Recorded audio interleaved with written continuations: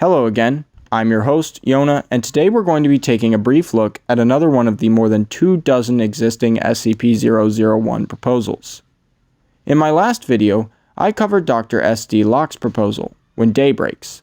I also went over why exactly there are so many SCP-001s.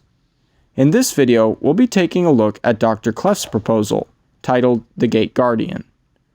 Because of the nature of this SCP, no containment procedures are necessary, or even really possible, although 24/7 monitoring does take place from a safe distance of 10+ kilometers. Should SCP-001 become active, personnel are required to consult a series of special emergency orders, which are only to be decoded and transmitted in the event of an end-of-the-world scenario. The SCP itself is a massive humanoid entity standing just over 1,000 feet tall. It is located somewhere near the intersection of the Tigris and Euphrates rivers, which is the biblical location of the Garden of Eden, and it is implied that the Gate Guardian is the protector of the entrance of the garden. The SCP has a number of wings emerging from its shoulders, back, temple, ankles, and wrists. It carries a flaming weapon, possibly a sword or knife, which obliterates any entity that comes within 1 kilometer of the Guardian. It will also destroy any attackers, regardless of the range at which they attack. Humans that are exposed to the SCP report hearing a voice in their heads which they cannot disobey. The voice most often instructs the individuals to forget.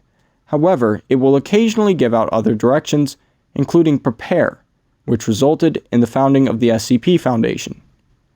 Behind the SCP, there appears to be a gate of immense proportions, and within that gate, a pastoral grove containing 2 massive trees can be seen. This is, of course, the Garden of Eden. SCPs 076 and 073, Cain and Abel, refuse to interact with the Gate Guardian. The SCP entry ends with an emergency transmission the Foundation receives from the future. SCP-001 has apparently moved from its spot in front of the gate, and an end-of-the-world scenario has begun. Based on the information provided to us, we can assume that this SCP-001 is supposed to be the Angel Uriel. It is one of the most popular proposals, as well as an SCP Foundation origin story, but like all proposals in the universe, it is up to the reader to determine if they believe it is the real SCP-001. As usual, if you enjoyed this video, feel free to subscribe for more SCP content, as well as other topics such as mythology and cryptids.